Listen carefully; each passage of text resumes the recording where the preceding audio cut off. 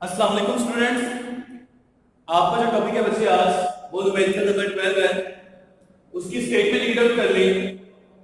A uniform ladder of length 70 feet rests against vertical wall with which it makes an angle of 45 degree।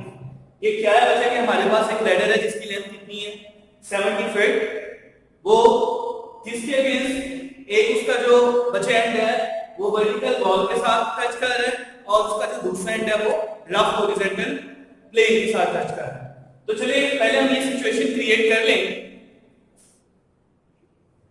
Let's suppose ये हमारे पास ladder है ए से B point और बच्चे ये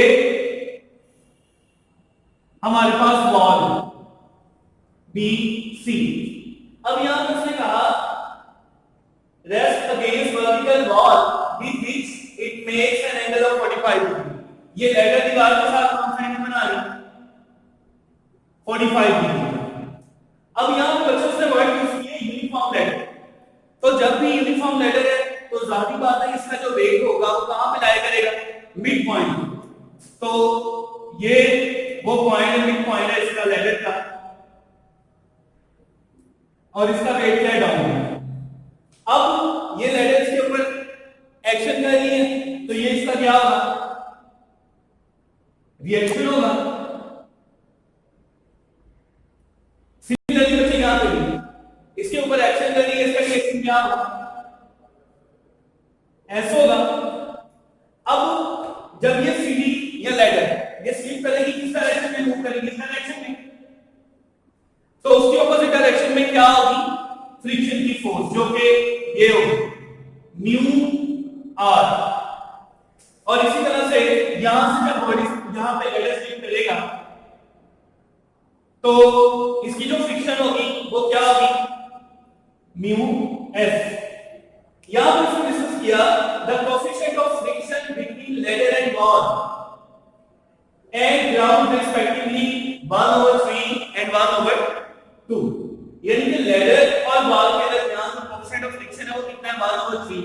तो कोएफिशिएंट ऑफ फ्रिक्शन को हम किसके साथ रिप्रेजेंट करते हैं म्यू के साथ। तो ये चीज हो जाएगी s/3 और लैडर और ग्राउंड के दरमियान है जो वो बचे कोएफिशिएंट ऑफ फ्रिक्शन कितना है 1/2। तो ये चीज कितनी हो गई 1/2। फिर उसने कहा कि अब मैं उस weight is 1/2 that of the ladder assign the ladder कि अगर एक आदमी जिसका वेट इतने लैडर के वेट से हाफ है वो लैडर के ऊपर चढ़े is 1/2 that of the ladder and set the ladder how high it will be when the ladder slip। वो किस हाइट तक पहुंच जाएगा कि उसके बाद अगर वो थोड़ा सा ऊपर जाए तो लैडर क्या हो जाएगी स्लिप हो जाएगी। तो लेट्स सपोज कर लेते हैं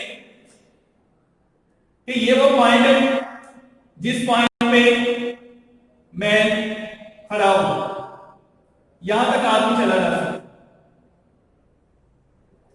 ये वो पॉइंट है बच्चे के जहां तक मैन जो है वो चढ़ सकता है। इसके बाद अगर ऊपर जाएगा तो क्या हो जाएगा लैडर स्लिप कर जाएगा। तो उसका वेट कितना मैन था W/2। इसको आप B का नाम दे दें इसको आप पॉइंट E का नाम। अब इसके बाद मुझे क्या नाम किया जो मैंने यहां पे परफॉर्म किया था वो मैंने यहां पे लिख दिया कि हमारे पास एक लैडर है जिसकी लेंथ कितनी है 70 फीट है और उसका जो वेट है वो W है। वो रेस्ट अगेंस्ट किसके साथ है बॉल के साथ और उसके साथ एंगल कौन सा बना रही है 45 डिग्री। फिर लैडर पॉइंट ऑफ स्लिपिंग पे होगी जब एक मैन जिसका वेट कितना होगा W/2 होगा वो लैडर के ऊपर क्या करेगा स्टैंड करेगा ठीक है and reach at point E। और जब वो कहां पे पहुंच जाएगा पॉइंट E पे पहुंच जाएगा और A से लेकर E तक का जो डिस्टेंस है बचे मैंने उसको क्या सपोज कर लिया x सपोज कर लिया। अब जरा वर्क करें रिजॉल्व जो हमारे पास फोर्सेस है resolve component of forces horizontal जो फोर्सेस लग रही है। तो पहले आप लिख लें यहां पे कि फोर्सेस हमारे पास कौन सी लग रही है। यहां पे लिखिएगा ये पॉजिटिव एक्स है नेगेटिव एक्स है पॉजिटिव y है नेगेटिव y है। ये सिर्फ आपको समझा देती है ऐसे हॉरिजॉन्टल डायरेक्शन में किस डायरेक्शन में अलोंग नेगेटिव एक्स r/2 किस डायरेक्शन में, इस डायरेक्शन में r/2, r की डायरेक्शन किस तरफ है, हम पॉजिटिव है, s/3 की डायरेक्शन किस तरफ, पॉजिटिव y की तरफ, w की डायरेक्शन किस तरफ है, डाउनवर्ड, w/2 की डायरेक्शन किस तरफ है बच्चे, वो भी अलोंग नेगेटिव y एक्सिस। अब जो हॉरिजॉन्टल फोर्सेस, हॉरिजॉन्टल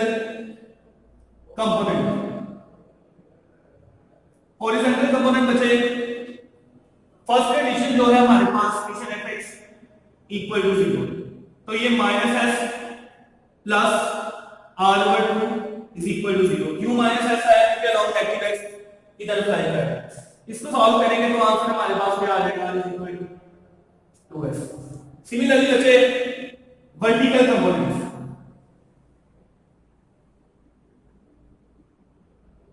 उसमें क्या होगा, summation fy is equal to 0, r के लोग पॉजिटिव आए तो पॉजिटिव आएगा इसके साथ, s/3 भी अलोंग पॉजिटिव आया, इसके साथ भी पॉजिटिव, इसके साथ नेगेटिव, इसके साथ भी नेगेटिव इज इक्वल टू 0। क्यों, क्योंकि अलोंग नेगेटिव आया है। इनको सॉल्व करेंगे, r की जगह पे कीमत पुट करेंगे, 2s plus s/3 is equal to 3w/s is equal to, इनको सॉल्व करेंगे बच्चे तो ये चीज बन जाएगी 9w/14।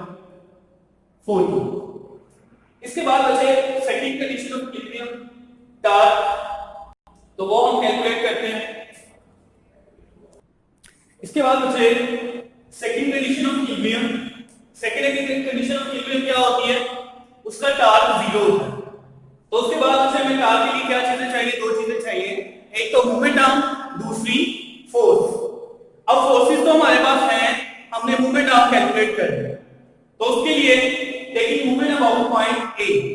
अब आप कहेंगे कि सर हमने यहाँ पे जो मोमेंट है वो ए के अबाउट ही क्यों लिया, बी के अबाउट क्यों नहीं ले लिया, सी के नहीं लिया, डी के नहीं लिया, तो उसकी वजह एक्सप्लेनेशन मैंने यहाँ पे कर दी है। आप यहाँ पे देखें, एक फोर्स हमारे पास ये, दूसरी फोर्स हमारे पास ये, एक फोर्स हमारे पास ये, एक फोर्स हमारे पास ये। तो ये स्पैनर है आपके पास ना, ये देखिए ये आपके पास पैनल है, इसको आप देखिए, ये आपके पास पैनल है, यहां पे नट लगा हुआ है, ये W की डायरेक्शन में फोर्स लगाए, ये W हो गया, ये वाला पॉइंट कौन सा हो गया D, और ये वाला पॉइंट कौन सा हो गया A। इस पॉइंट पे फोर्स लगाने से नट क्या होगा, ओपन होगा। तो टार्क क्या होता है बच्चे, turning effect of a force is called torque. तो टर्निंग इफेक्ट किस पॉइंट पे आ रहा है, A पॉइंट पे आ रहा है। सिमिलरली इसी कंडीशन में भी W/2 कंडीशन में भी ये हमारे पास AE स्पैनर है, E पॉइंट पे हम फोर्स लगा रहे हैं, फोर्स लगाने से टर्निंग इफेक्ट किस पे हो रहा है, पॉइंट पे, पॉइंट A पे। लिहाजा ये थर्ड है, यहां से यहां तक ये बच्चे हमारे पास पॉइंट A, ये पॉइंट B है। B पॉइंट पे फोर्स लगाने से टर्निंग इफेक्ट किस जगह पे प्रोड्यूस हो रहा है, A पॉइंट। यही सिचुएशन यहां पे है, इस वजह से हमने बच्चे यहां पे taking moment about point A लिया। इसके बाद टार्क कैलकुलेट करने के लिए मैंने आपसे कहा कि टार्क होता है बच्चे moment arm multiply by force. तो अब आपको टार्क कैलकुलेट करेंगे कैसे, तो बच्चे आपके पास ये जो लैडर है ना, आपने इसके ऊपर जितनी भी फोर्सेस लग रही हैं पहले तो वो देखनी है। एक R फोर्स लग रही है, एक R/2, एक W, एक W/2, एक S और एक S/3। तो बच्चे वो फोर्सेस जो कि उस पॉइंट में से गुजर रही हो, जिसके अबाउट आपने मोमेंट लिया है, तो उन फोर्सेस का जो मोमेंट आर्म होगा वो 0 हो जाएगा, यानी कि R का मोमेंट आर्म भी 0 होगा और R/2 का मोमेंट आर्म भी 0 हो जाएगा। अब यहां पे इसके बाद आपने इनको डिवाइड कर लेना है। हमारे पास यहां पे देखिए ट्रायंगल बन रही है ABW, आप इसको A डैश का नाम दे दें, इसको A डबल डैश का नाम दे दें। तो जरा गौर करें, यहां पे मैंने ड्रा किया सेपरेट A डैश। A किसका डाउनवर्ड, टार्क के लिए क्या है, टार्क के लिए ये जरूरी होता है कि जो मूवमेंट आर्म है और फोर्स है वो एक दूसरे के क्या परपेंडिकुलर हो। लेकिन अगर ऐसी सिचुएशन नहीं है तो बच्चे आप ये काम करोगे कि मूवमेंट आर्म पे आप कंपोनेंट्स ड्रा कर लो। या कंपोनेंट्स कैसे ड्रा करना है? एडी हमारे पास मूवमेंट आर्म है, थीटा, थीटा के सामने वाली लाइन परपेंडिकुलर, तो परपेंडिकुलर किसमें आता है? साइन। तो ये वाला कंपोनेंट कौन सा हो जाएगा बच्चे?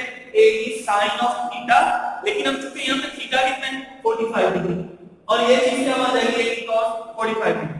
सिमिलरली यही सिचुएशन है ए डबल डैश में। ए की मूवमेंट आर्म है, वो फोर्स के क्या है? परपेंडिकुलर नहीं है, तो हमने उसके कंपोनेंट्स ड्रा कर लिए। ए की sin 45 डिग्री ये बन गया ए की cos 45 डिग्री। नेक्स्ट पे चले जाएं, ये भी फोर्स लग रही है ए बी सी और ये एफ, एंगल यहां पे बन रहा है ए बी मूवमेंट आर्म है, लेकिन वो फोर्स एस के परपेंडिकुलर नहीं है, तब हमें क्या करना पड़ेगा? उसके कंपोनेंट्स ड्रा करने पड़ेंगे। A B sin 45 degree, A B cos 45 degree. Similarly situation यहां पे। अब बच्चे आपने डार्क कैलकुलेट करना है। डार्क के लिए क्या होता है? Force multiply by movement arm. Movement arm का आपने वो अगर तो वो परपेंडिकुलर है, फिर कोई कंपोनेंट ड्रा करने की जरूरत नहीं है, लेकिन अगर परपेंडिकुलर नहीं है, तब जो परपेंडिकुलर कंपोनेंट होगा आप उसको फोर्स के साथ मल्टीप्लाई करवाएंगे। अब यहां पे परपेंडिकुलर कंपोनेंट कौन सा है? एडी sin 45 डिग्री, इसको मल्टीप्लिकेशन करवाएं, force multiply by movement arm. Movement arm कितना बचे हमारे पास? यहां पे एडी साइन ऑफ 45 प्लस इस पे चले जाए A E W over 2 A E sign of 45। इसके बाद बचे यहां पे चले जाए फोर्स ए, उसके परपेंडिकुलर कंपोनेंट ये होगा plus S A B cos of 45 plus S over 3 के परपेंडिकुलर कंपोनेंट ये S over 3 AB sin 45 degree is equal to 0। अब हमने डार्क देखा है कि क्लॉकवाइज है या एंटी क्लॉकवाइज है, तो जरा और कीजिएगा। ये है बच्चे जिसके अबाउट आपने मूवमेंट आर्म लिया, उस पॉइंट को आपने फिक्स रखना है। ये मार्क की डायरेक्शन देखिए, फोर्स किस डायरेक्शन में लगती है? डाउनवर्ड। मूवमेंट आर्म फोर्स ये जो हमारे पास मार्क के किस डायरेक्शन में मूव कर रहा है? क्लॉकवाइज डायरेक्शन में, तो इसका टार्क क्या हो गया? क्लॉकवाइज। क्लॉकवाइज टार्क क्या हो गया हमारे पास? नेगेटिव। यहां पे चले जाए क्लॉकवाइज डायरेक्शन में मूव कर रहे हैं, तो यहां पे क्या आ जाए? नेगेटिव, क्योंकि बच्चे जो क्लॉकवाइज टार्क होता है वो क्या होता है? नेगेटिव। अब यहां पे चले जाए anti clockwise direction, anti clockwise direction, तो वो दोनों क्या होते हैं? पॉजिटिव होते हैं। अब माइनस डब्ल्यू वैसे का वैसे ही A से लेकर B तक का जो डिस्टेंस है, यहां पर मेंशन कर देता हूं मैं, A से लेकर B तक का जो डिस्टेंस था वो 70 था, तो A से लेकर D तक का कितना होगा? 35, और A से लेकर E तक का डिस्टेंस बचे x, तो ये चीज कितनी हो गई? 35 और ये √2। A से लेकर E तक का डिस्टेंस wx over 2 √2। यहां पे s का आंसर हमारे पास था 9w over 14 multiplied by 70 over √2 plus 9w over 14 multiplied by 3 multiplied by 70 over √2 is equal to 0। तो बच्चे जो चीजें कटिंग होती हैं उनको कटिंग कर दें। ये 5 जा 3 3 जा, ये चीज कटिंग हो गई 5। सभी में से चीज कॉमन ले लें, यहां पे w आ रहा है, w over √2 तो सभी में कॉमन आ रहा है, बाकी क्या बच गया? माइनस का 35 माइनस x over 2 प्लस का 35 प्लस का 45 और यहां पे प्लस का 15 इज इक्वल टू 0। ये मल्टीप्लाई हो रहा है, इधर जाके डिवाइड होगा, 0 खत्म हो गया। 60 में से 35 प्लस करेंगे 25 minus x over 2 is equal to 0। 25 is equal to x over 2, x is equal to 50। तो ये वो डिस्टेंस है जो कि मैं कवर करेगा। इसके बाद क्या होगा? वो आगे जाएगा तो लेडर हमारी क्या हो जाएगी? स्लिप हो जाएगी। अब इसके बाद बच्चे यहां पे जो नेक्स्ट उसने काम कहा, if a boy now stand on the bottom rung of the ladder, what must be his least weight so that the man may go to the top of the ladder. उसने कहा ये second prove कर देना, एक ही question में है उसका second part prove करना है। कि अगर हम लैडर के बॉटम एंड पे एक आदमी को, एक बच्चे को, एक लड़के को खड़ा करते हैं तो जो मैन यहाँ पे था वो किस पॉइंट पे पहुंच जाता है? टॉप पे पहुंच जाता है। तो जो मैन होगा बच्चे जब वो टॉप पे पहुंचेगा तो उसका वेट कितना हो जाना? वो इस पॉइंट पे आ जाना W ओवर। और जब हमने जो बॉय यहाँ पे खड़ा किया उसका वेट क्या होगा? वेट ऑफ बॉय, ये पॉइंट है। अब हमने ये वेट ऑफ बॉय, जो लीस्ट वेट है बॉय का, हमने वो कैलकुलेट करना है। तो वैसे ही हॉरिजॉन्टल कंपोनेंट, जो हॉरिजॉन्टल कंपोनेंट बचे वो क्या है? -s plus r1 is equal to 0। ये कैसे है हम पहले डिस्कस कर चुके हैं इसी क्वेश्चन में। तो ये बच्चे क्या हो जाएगा? r इक्वल टू ये -s इधर होगा प्लस और ये चीज बन जाएगी वर्टिकल कंपोनेंट। वर्टिकल कंपोनेंट कौन सा बचे? r along positive y, s over 3 भी along पॉजिटिव y, ये along नेगेटिव है, ये भी along नेगेटिव है, और w भी along negative equal to r की जगह पे कीमत पुट करते हैं 2s plus s over 3 is equal to 3w over 2 plus w। इन दोनों का एलसीएम लेंगे, माइनस का इधर आके प्लस होगा, इनका एलसीएम लेंगे तो बच्चे ये चीज आ जाएगी 7s over 3। इसको डायरेक्टली सॉल्व कर ले, s is equal to 3 over 7 into 3w over 2 plus wb। अब अच्छा सेकंड कंडीशन ऑफ मोमेंटम वो क्या है? Second condition,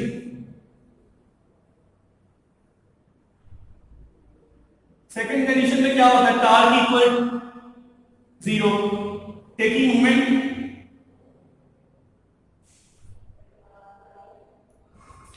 about point A. वही सिमिलर सिचुएशन कैसे है वो मैं डिस्कस कर चुका हूं। अब बच्चे यहां पे जरा और करें, मोमेंट अबाउट पॉइंट है तो ए बी, आर का, डब्ल्यू बी का और आर ओवर 2 का जो मोमेंट आर्म होगा वो 0 होगा। क्यों 0 होगा? क्योंकि वो उस पॉइंट में से पास कर रही है जिसके अबाउट हमने मोमेंट आर्म दिया होगा। अब बच्चे ए डी ये 0 हो जाएगी, W A D sine of 45 degree और ये क्लॉकवाइज आर्क होगा। सिमिलरली w over 2 ये कैसे मैं एक्सप्लेन कर चुका हूं, -w over 2 ab हमारे पास मोमेंट आर्म है, इसके परपेंडिकुलर कंपोनेंट लेना है तो वो क्या होगा? ab sin of 45 degree. इसी तरह से बच्चे s है, s का भी हम डिस्कस कर चुके हैं, plus s ab cos 45 degree. Mu S है s over 3 ab sin 45 degree is equal to 0। ad का हमारे पास डिस्टेंस कितना है? -35 degree w over √2 minus 35 w over √2। ये चीज s का आंसर हमने मालूम करना है 70s over √2 plus 70s over 3√2 is equal to 0। अब अच्छा क्या काम करें? सभी में से 1/√2 कॉमन आ रहा है, वो इधर आके क्या हो जाएगा? 0। बाकी चीज क्या बची रही है? 70w plus 70s plus 70s over 3 is equal to 0। सभी में से 70 कॉमन लेके इधर डिवाइड करके 0 हो जाएगा। उसके बाद बचे क्या? हमारे पास बच गया 3s और 1s, 4s over 3 minus w is equal to 0। तो ये चीज हो जानी s is equal to 3w over 4। इसके बाद बच्चे हमने क्या काम करना है? ये हमारे पास रिजल्ट आ गया, ये वाली कीमत आप यहां पे पुट करें, इस पे पुट करें s is equal to 3 over 7 3w over 2 plus wb। तो यहां पर जब कीमत पुट करेंगे 3w over 4, ये चीज 7 over 3 is equal to 3w over 2 plus wb। 3 के साथ 3 कटिंग हो जाएगा, 7w over 4 minus 3W/2 is equal to weight of boy. इनका एलसीएम लेंगे तो आपके पास आ जाएगा बच्चे W/4। जो बॉय का लीस्ट वेट है वो कितना है W/4, और यही हमें प्रूव करना है। उम्मीद है आप लोगों को समझ आ गई होगी। तो अगर बच्चे आपको समझ नहीं आई तो आप कमेंट्स में पूछ सकते हैं। मेरे चैनल को सब्सक्राइब करें और आगे लोगों के साथ शेयर करें।